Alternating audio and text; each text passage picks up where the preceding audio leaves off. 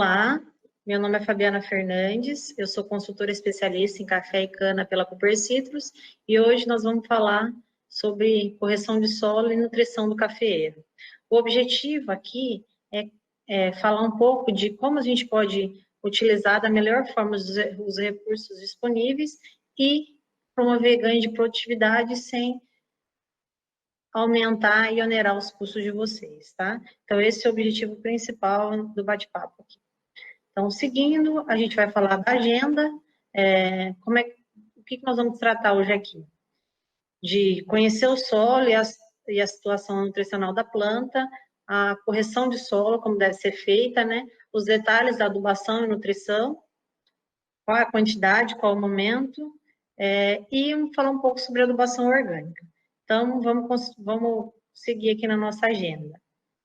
O primeiro tópico vai ser sobre como conhecer o solo e a situação nutricional da planta. Vamos seguindo. Então, qual que é o primeiro aspecto para a gente conhecer melhor o solo? É fazer a amostragem, né? E a amostragem da melhor forma possível, né? Então, o que nós recomendamos para vocês? Primeiro, dividam a gleba de vocês em locais homogêneos, uniformes, né? Dividam a área em talhões uniformes, né? Com relação à declividade, teor de argila no solo, coloração de solo. Então, vocês dividem essas áreas para fazer cada amostra, né? Para retirar a subamostra nessas áreas. A gente recomenda entre 10 e 20 subamostras em cada área dessa, que vocês andem em zigue-zague. E assim, quanto menor for a área, você tem a possibilidade de tirar mais amostras e quanto maior for a área, né, a retirada de amostras ela fica mais limitada. Mas o que é importante é que essa análise, essa amostra, ela represente a área de vocês. Então, assim, é importante fazer com alguém que vocês confiem, que está tirando essa amostra, né, para que ela seja representativa e mostre a realidade que vocês têm aí na área. E qual que é o local que deve ser retirada, né? Então, debaixo da planta, né, na projeção da copa e no rodado do trator. Por que esses dois locais, né? Porque são os locais onde a gente tem 70% do sistema radicular. Então, é importante saber como é que está a nutrição nessa área, né? Vocês podem fazer a subamostra nesses dois locais, misturar e mandar para o laboratório sem problema. O ideal é que seja fracionada também essa análise, né? De 0 a 10, de 10 a 20, de 20 a 40, tá? Não precisa ser em todos os anos, em profundidade, mas o ideal é que a cada 2, 3 anos vocês façam essa análise em profundidade para ver como é que está, principalmente alumínio, tá? Então, seguindo, a gente tem a amostragem de folhas, né? Por que é importante a amostragem de folhas? Pouca gente faz. Com a amostragem de folhas, a gente tem a possibilidade de corrigir durante o ano corrente como é que estão as deficiências, né? Então, é importante fazer lá para novembro, fazer mais uma outra em janeiro, né? Para a gente saber onde estão as principais deficiências e fazer as correções mais rápidas, né? Então, seguindo, depois que a gente já conheceu como é que está o nosso solo, a gente vai fazer as correções necessárias. Então, vamos lá. A correção de solo, né? O que é? É a calagem que vocês estão acostumados a fazer, né? A calagem, o que ela faz? O que ela propicia para o solo?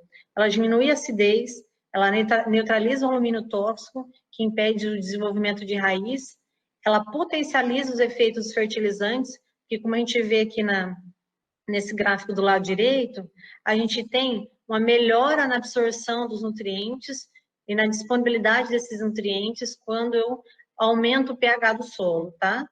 Então, é importante fazer o uso ou de carbonatos, que são os calcários, óxidos, que estão aumentando o consumo aí, hidróxido, ou até os silicatos, que é o que o pessoal tem disponível em Minas Gerais aí com preço interessante. E, além disso, o corretivo, o calcário, ele disponibiliza cálcio e magnésio para as plantas. As plantas de café, elas são calcíferas, então elas respondem muito a cálcio, e em algumas regiões, como o solo tem muito cálcio, a gente tem uma deficiência maior de magnésio aí, e a gente tem poucas formas de nutrição à base de magnésio. Então, é uma forma de colocar nutriente também para a planta. Seguindo aqui, a gente tem a tabela com mostrando aquilo que eu mostrei no gráfico para vocês, mas tá de uma forma diferente aqui, para vocês terem ideia de que a gente sempre tem que começar com a correção de solo. Por quê? Quando eu saio com um pH 4,5 e vou para um pH 6, eu saio para um percentual de absorção e disponibilidade de nutrientes de 26%, ele vai para 78%. Então, assim, sempre façam análise e façam a correção de solo, né? Para que vocês consigam aproveitar da melhor forma possível os nutrientes que vocês estão colocando no solo. Seguindo, né? Além de fazer essa correção, o que é importante tirar a análise de solo, né? Fazer essa amostragem aí. Porque quem vai limitar a nossa produtividade é o nutriente que está em menor concentração. Então, assim, o nutriente limitante de menor concentração é que vai limitar a minha produtividade. E outro fator muito importante que a gente conhece para as culturas é a importância do equilíbrio, né? Então, principalmente a relação cálcio, magnésio e potássio. É comum nas áreas de café a gente ter um potássio muito alto. Então, o que acontece? Eu normalmente impeço a absorção de magnésio. Então, o equilíbrio desses três nutrientes é extremamente importante no momento de fazer uma correção ou uma recomendação de adubação. Bom, seguindo, nós temos quais são as principais fontes de calcário disponível. O que as pessoas se preocupam muito, né? Principalmente os produtores aí. Sempre que eu pergunto, todo mundo sabe qual o PRNT do calcário que comprou, mas dificilmente sabe quanto de cálcio, quanto de magnésio tem disponível. E olha a variação que tem entre os calcários, dependendo da região, tá? Então, assim, se preocupe com a quantidade de cálcio e magnésio que tem no calcário que vocês estão comprando. Por quê? Eu tenho mais de uma fonte de cálcio, né? Os adubos fosfatados, menos concentrados, são uma fonte de cálcio. O gesso é uma fonte de cálcio prontamente disponível, mas a única fonte que eu tenho, uma das poucas, né, fontes de magnésio que eu tenho, é o calcário. Então, é importante esse equilíbrio entre esses nutrientes no momento que eu for fazer a aplicação. Então, assim, sempre pergunte para o técnico que fizer a recomendação para vocês, qual é o calcário que vocês têm que comprar e qual a concentração que tem que ter de cálcio e magnésio, porque é importante para aquele equilíbrio. Bom, seguindo aqui, eu coloquei para vocês as principais diferenças entre óxidos e calcários, né? O pessoal de Café de Minas já usa com maior frequência os óxidos, São Paulo está começando um pouco mais, mas qual a principal diferença entre eles? Os dois corrigem o solo, a principal diferença entre eles é a velocidade, tá? Para quem não conhece o que é o óxido, é um calcário, né? Uma rocha carbonatada que foi colocada em forno a alta temperatura, queima o CO2, então a gente tem um óxido. Qual que é a vantagem? O que significa isso, né? Nós temos uma correção mais rápida do solo, de 15 a 30 dias, uma disponibilidade mais rápida de cálcio e magnésio, e com uma necessidade menor de água e granulometria. O calcário, quanto mais fino, mais rápida a reação, ele demora aí entre 90 dias e 4 anos para disponibilizar todo esse cálcio, esse magnésio, fazer todo o efeito no solo. Então, o calcário, quando a gente pensa a longo prazo, ele é mais interessante. O óxido, na hora que a gente tem uma situação muito limitante de cálcio, magnésio, de pH, então ele resolve o problema já para a primeira safra, tá? Então, aí eu coloquei um exemplo para vocês, no cantinho aí do lado direito, o que ele é capaz de fazer. 220 quilos de óxido em 15 dias, é capaz de mudar o pH de 5,4 para 6,3. Aí, o cálcio de 2,4 centimol para 4, o magnésio de 1,4 centimol para 1,6, o alumínio a gente reduz de 0,8 para 0,3, que é muito interessante para as plantas, e aumenta o V% de 57 para 74. Isso é fantástico, a gente consegue resolver o problema de cálcio, magnésio para aquele ano, tá? Então, assim, vamos deixar de usar calcário? Jamais. Mas, assim, a gente tem um óxido como uma excelente fonte nutricional de cálcio e magnésio, tá? Bom, seguindo, eu falei um pouco para vocês sobre gessagem, né? Por que a gente faz o uso do gesso. Eu disse para vocês que os corretivos de solo eram os carbonatos, os óxidos, os silicatos, mas eu não falei que era gesso, porque o gesso, ele não corrige solo. Na verdade, ele melhora o solo em subsuperfície, ele melhora o solo em profundidade. Então, quando vocês têm uma análise de solo de 20 a 40, com teor muito baixo de cálcio, um teor alto de alumínio, então é nesse momento que a gente tem que usar o gesso.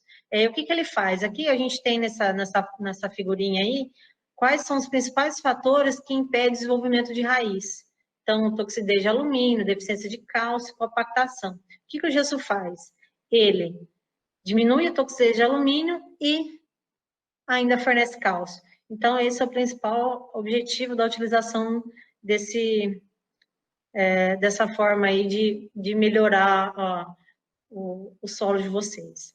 Bom, seguindo, a gente tem a composição do gesso. Então, a gente tem 17 a 20% de cálcio e enxofre de 14 a 16%. Então, além de uma fonte de cálcio, ele também é uma fonte de enxofre. E aí, por que isso é importante, né? Então, seguindo, eu coloquei para vocês um gráfico mostrando a relação entre alumínio trocável e a saturação de alumínio, que são duas formas de medir alumínio no solo, né? E a produtividade, o rendimento das culturas. E o que a gente observa? Quando eu aumento o alumínio, ou aumento a saturação de alumínio, eu vou diminuindo a minha produtividade. Então, esse é o principal fator que nos leva a utilizar o gesso nas culturas, né? Porque aí eu tenho uma forma de reduzir esse alumínio tóxico para as plantas e aumentar a produtividade. Então, é importante a gente sempre fazer essa análise de profundidade para ver como é que está o alumínio e conseguir essa resposta interessante aí em termos de aumento de produtividade, tá? Seguindo a nossa agenda, vou falar para vocês alguns detalhes em relação à adubação, né? Qual é a quantidade que a gente deve fazer, em que momento realizar essa nutrição das plantas. Então, no primeiro momento, a gente fala de fenologia do cafeeiro, e o que a gente precisa saber? Que o café, ele produz ramos, produz frutos, tudo ao mesmo tempo. Então, eu tenho que me preocupar não só com a produção que está ali disponível, mas com a produção do ano seguinte. Tem tudo isso acontecendo ao mesmo tempo, porque o cafeeiro ele só produz em ramo formado no ano anterior, tá? Então, o que é fenologia? É como as condições do ambiente influenciam no desenvolvimento da planta, tá? Então, seguindo, nós temos a lei do máximo. E eu vejo que a maioria dos produtores, eles se prendem a essa lei do máximo e usam apenas essa, tá? Cada fase exige um nutriente em maior quantidade. Exige um nutriente em maior quantidade, mas isso não quer dizer que eu não tenha a necessidade dos outros que são exigidos em quantidade menor. Então, assim, essa é uma máxima que não deve ser levada tão ao pé da letra. Então, eu tenho frutificação, eu preciso só de potássio? Não. Porque eu tenho a frutificação acontecendo, mas eu também tenho a vegetação para o ano seguinte ocorrendo também, tá? Então, nunca se esquecer que no cafeeiro a gente tem as duas coisas ocorrendo ao mesmo tempo, e que apesar de eu precisar em cada momento de um nutriente em maior quantidade, eu ainda preciso dos outros para manter o equilíbrio, tá?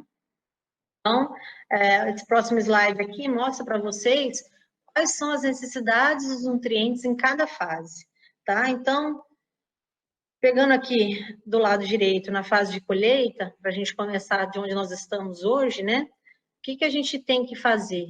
A correção de solo. Porque no momento que eu faço essa correção de solo, eu forneço cálcio e magnésio. E eu posso colocar isso tudo de uma vez? Sim, sem problema nenhum. Porque o cálcio e o magnésio, ele não se perde no solo. Ele vai sendo disponibilizado ao longo do tempo para as plantas, tá? Na florada, eu preciso de bastante fósforo, eu posso fazer tudo de uma vez só, mas eu ainda preciso de um pouco de nitrogênio, um pouco de potássio, preciso de boro, que é importante para pegamento desses frutos, e assim sucessivamente. Em cada fase da cultura, eu preciso de praticamente todos os nutrientes. E é importante que vocês saibam que eu preciso desse nutriente dentro da planta nesse momento. Se eu fizer depois que eu estiver vendo essa fase, eu sempre vou estar atrasada, né? A gente vai estar sempre atrasado e sempre limitando o desenvolvimento e a produção dessa planta. Então, sempre faço com antecedência, tá? O próximo slide aqui, ele mostra muito bem isso, né? A importância de adubar cedo. Por quê, né? Nitrogênio. Quando que a gente faz a aplicação de nitrogênio? Vejo a maioria dos produtores esperando a chuva, né? Então, eu espero chover, eu colho meu café agora com calma, e aí eu espero chover. Aí vai chover em setembro, vai chover em outubro, às vezes dá uma chuva e para. E acontece, eu não aproveitei essa chuva, aí eu vou esperar só a próxima para fazer essa adubação. Aí o café já florou, já tá com chumbinho, e eu tô ainda sem fazer a primeira adubação. Então, na hora que a gente vê esse primeiro gráfico aqui, no alto, do lado esquerdo de vocês, o que a gente tem? Como que está o nitrogênio na folha? Olha o pico que eu tenho logo depois da florada, lá na fase de chumbinho e enchimento de grãos, né? No solo, a disponibilidade dele é um pouco mais lenta, né? Então, assim, a gente demora muito para fazer essa primeira adubação e a gente perde o time de desenvolvimento de ramo e de auxiliar essa planta a sair do estresse da colheita, né? É importante dizer que, independente, esse final de semana teve, se o final de semana, se durante a semana teve uma chuva, eu vou adubar, nós estamos em plena colheita, nós estamos em junho, julho, nesses meses mais frios, a gente não recomenda fazer uma adubação nitrogenada. Eu acabei de colher bem cedo, não tem problema. Eu espero a planta voltar ao metabolismo dela lá para agosto, começo de agosto, né? Entre começo e final de agosto, para fazer essa primeira adubação. Por que ela é importante? Eu faço no solo seco, espero a primeira chuva, aí com temperatura mais alta, que volta o metabolismo da planta, e isso vai startar o desenvolvimento dela, o desenvolvimento de ramo e auxiliar no pegamento de florada. Então, é importante fazer essa adubação cedo. Seguindo, a gente tem uns cuidados com potássio, tá? Cuidado com dose. Como eu disse para vocês, o equilíbrio, ele é muito importante, né? Se eu tiver potássio em excesso, eu limito a absorção de magnésio. Eles competem com os mesmos sítios de absorção, né? Então, é importante fazer esse potássio em uma quantidade equilibrada para não prejudicar o magnésio, porque senão o que vai limitar a minha produção vai ser magnésio. Outro fator importante, eu vejo muitos extremos em café. Ou eu tenho muito potássio, ou eu tenho potássio de menos, tá? Potássio desequilibrado com nitrogênio, eu tenho muito nitrogênio e pouco potássio, eu favoreço a cercosporiose nas áreas, né? E se eu tenho uma relação potássio-cálcio também muito ruim, eu tenho muito potássio, pouco cálcio, eu também favoreço a cercosporiose. Então, é importante essa relação cálcio, magnésio e potássio que nós comentamos no começo, né? E como que ele é importante? Às vezes a gente, esse gráfico aqui do Favarin mostra bem isso, né? Como ele é importante estar dentro da planta nas fases iniciais. Esse ano, no sul de São Paulo, aqui, a gente teve uma seca bem pronunciada a partir de fevereiro, né? Nós ficamos 90 dias aí sem chuva e muita gente ficou sem fazer essa última adubação de fevereiro. Mas será que isso aí ia influenciar bastante? Na verdade, ó, pelo gráfico que a gente vê aqui, essa adubação já devia ter sido feita, né, lá até janeiro, né, já tinha que estar dentro da planta, né? Então, às vezes a gente retarda muito, a não ser que você tenha um solo muito arenoso, que atrapalha muito, lixivia muito potássio, você pode antecipar essa aplicação de potássio sem problema nenhum. Bom, seguindo, eu mostro aqui para vocês, através de uma tabela, como é importante esse equilíbrio, né? Vejam que nas colunas, nas últimas duas colunas aqui, a gente tem a quantidade de cálcio e magnésio disponível no solo, que ela não se altera muito em nenhum dos tratamentos, né? E aí, o que foi feito, né? No primeiro tratamento, foi feita uma adubação de 100 kg de potássio, na segunda, 200, e no terceiro, 400 kg de potássio. Então, eu fiquei com uma relação bem maior de potássio para cálcio e magnésio nas três primeiras, e na última, que é a testemunha, não foi feita uma adubação potássica. E o que, que a gente vê? Que a produtividade foi maior aonde eu tinha menos potássio, né? Estou dizendo para vocês não usarem potássio? Não, não é isso. Então, o que, que eu quero dizer com isso aqui? Se preocupem com o equilíbrio desses 3 macronutrientes, potássio, cálcio e magnésio. As pessoas se preocupam muito com potássio, mas não se preocupam com cálcio e magnésio que tem disponível lá no solo, tá? Então, seguindo, eu trouxe a recomendação do novo Boletim 100 para vocês. Eu sei que o pessoal de Minas usa muito o material do Procafé, que ele se baseia na extração, né, de nitrogênio e potássio para fazer recomendação desses nutrientes, recomendação de adubação. Mas o que é importante a gente saber além disso, né? Quanto que eu tenho no solo, por quê? Eu tenho uma reserva ali disponível no solo, então eu me baseio nela para fazer essas adubações e de acordo com a produtividade esperada. Então, assim, a análise de solo é muito importante para eu saber o quanto que eu tenho disponível do nutriente, a safra pendente que eu tenho também é importante, e aí eu consigo utilizar, juntar esses dois parâmetros para fazer a recomendação, tá? Então, vamos aqui, seguindo, eu coloquei para vocês 2 mitos, né? O cálcio boro foliar, né? Que ele é bom, né? Cálcio e boro na florada é bom, né? Que ele, mas, na verdade, o que a gente sabe? Que é o que eu falo? Que ele é exigido o ano todo, né? Ele só vai dar resultado quando ele não foi colocado na adubação de rotina, quando eu tenho uma seca prolongada, ou quando eu tenho, porque quando eu tenho uma seca prolongada, eu afeto principalmente a absorção de cálcio, né? Por causa da disponibilidade dele. Quando eu tenho excesso de chuva, que eu lixivio esse boro, ou quando eu tenho um solo pobre, que ele não tem nada disponível. Então, assim, quando a gente se preocupa muito em fazer cálcio e boro, se preocupe em fazer na folha, se preocupe em fazer principalmente esses nutrientes via solo, porque eles são pouco móveis na folha, na planta, e muito móveis no solo. Então, o momento de fazer é nesse momento aqui, fazer no solo, porque eu vou ter um aproveitamento, uma resposta muito maior. Quando eu faço na folha, na verdade, eu estou correndo aí atrás do tempo perdido, estou fazendo já atrasado, tá? Um outro fator que a gente coloca aqui, nesse próximo slide, é o zinco e o boro, né? Esses 2 fatores são importantes, esses 2 micronutrientes são importantes para a planta de café? Sim. O zinco, principalmente, né, desenvolvimento de ramo, a gente vê deficiências, as folhas são alongadas, né, uma deficiência reduzida de uma produção de ramos mais curtos, né, a planta fica menos desenvolvida, né. Para solos argilosos, a gente recomenda fazer solos argilosos, e onde eu fiz uma correção de solo muito pesada, fazer essa aplicação desse micronutriente via folha, e quando eu tenho solos arenosos e médios, eu posso fazer tanto via solo quanto via folha. Para boro, ele não se acumula no solo, na verdade, o que acontece com o boro, ele chivia muito, né, e ele é muito importante na fase de enchimento de fruto, nesse carreamento de carboidratos, então é importante fazer, como ele chivia muito facilmente no solo, ou eu utilizo fontes parcialmente solúveis que vão disponibilizando ao longo do tempo, ou eu, em todos os momentos que eu entrar para fazer uma operação no solo, eu divido essa dose e vou colocando junto com o herbicida, numa aplicação de drenche e entrando em vários momentos, tá?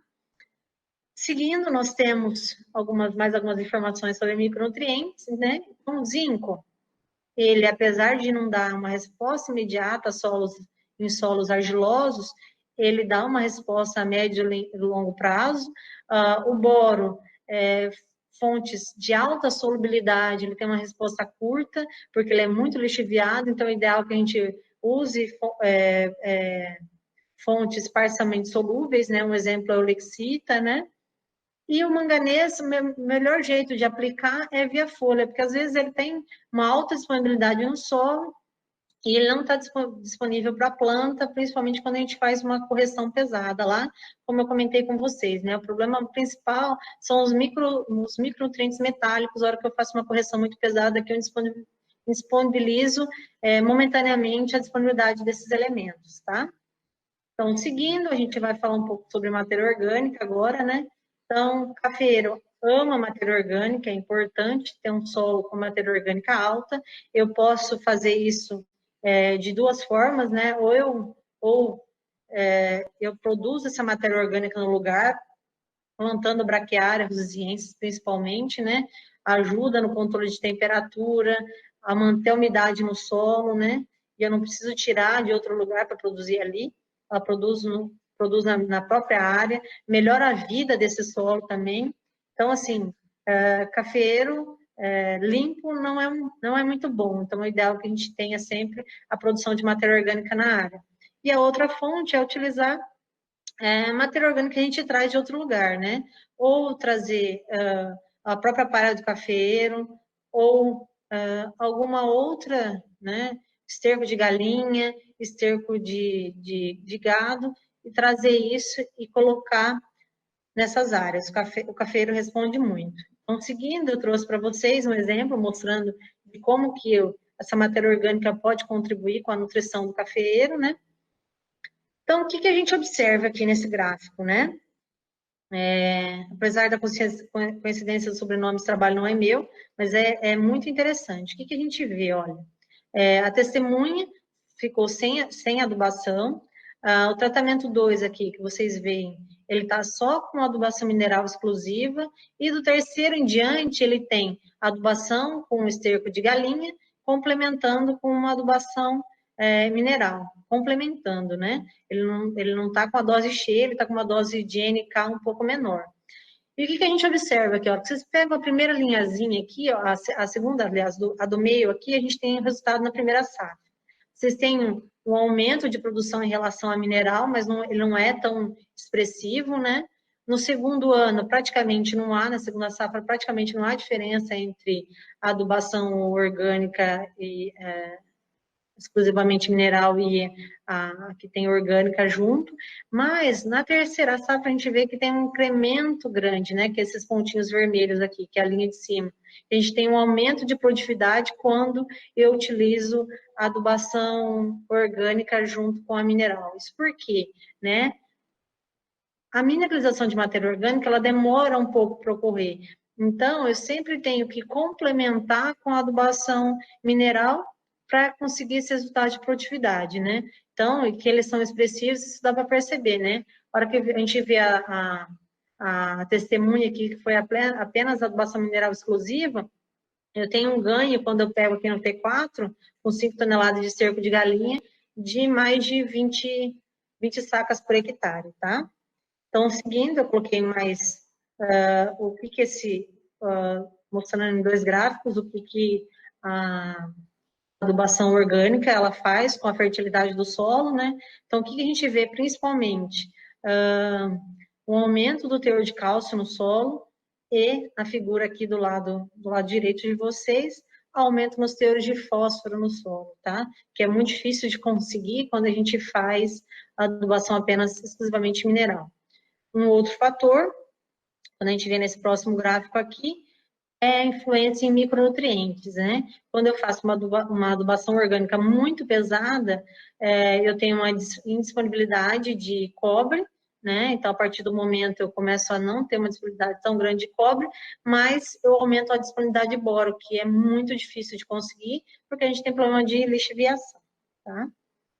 Então, por isso explica um pouco desse aumento de produtividade ali com o tratamento 4 em relação ao tratamento 6, que eu tenho 20 toneladas de esterco, tá? Seguindo, e terminando aqui com vocês, eu coloco alguns pontos sobre os 4 Cs do bem e 4 Cs do mal, né? Então, o que a gente precisa fazer, né? Quais são os 4 Cs do mal, né? O custo de produção, o crédito, o câmbio, que esse ano está muito complicado, e o clima também, que esse ano foi bem difícil em algumas regiões, né? E a gente tem os 4 Cs do bem, né? Usar a nutrição de forma certa, na dose correta, né? Na época adequada, na época certa e no local certo. Então, é esse o objetivo dessa conversa de hoje. Eu espero, com essa última imagem aqui desse cafezal, eu espero ter contribuído para o manejo adequado da lavoura de vocês e tanto eu como o restante da equipe técnica da Copercitrus estamos à disposição de vocês e qualquer dúvida a gente pode contribuir para o melhor manejo da propriedade de vocês, principalmente com relação à nutrição. Grande abraço.